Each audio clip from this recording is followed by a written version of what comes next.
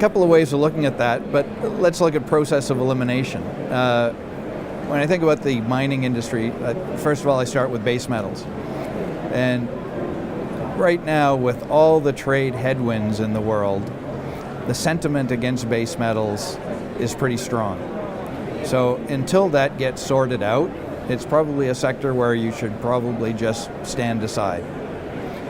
Gold and other precious metals, again, it has a particular headwind that I think you need to stand aside from for the near term, and that headwind is rising interest rates.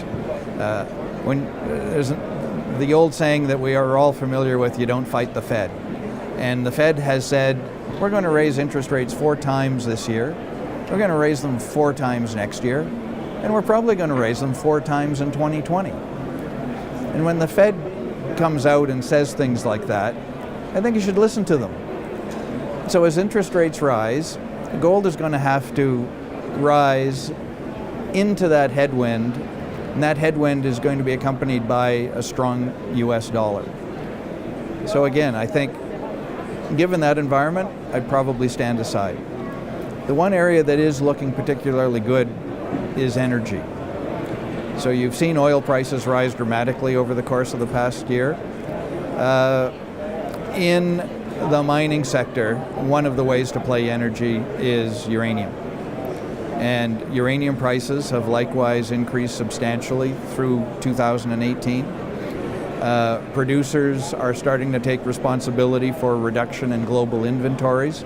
You've seen that with the cutbacks that Cameco, the world leader, has made. You've seen that with the cutbacks that Kazakhstan as a country has made. So I think over the course of the next year to 2 years, uranium in the mining industry is probably the best performing sector. When it comes to uranium, the best place to be is Canada. Canada has the grade. Australia has tremendous resources, but doesn't have grade. And grade helps cover a variety of sins. So if you have a choice, invest in grade. That necessarily means you're looking at Canada.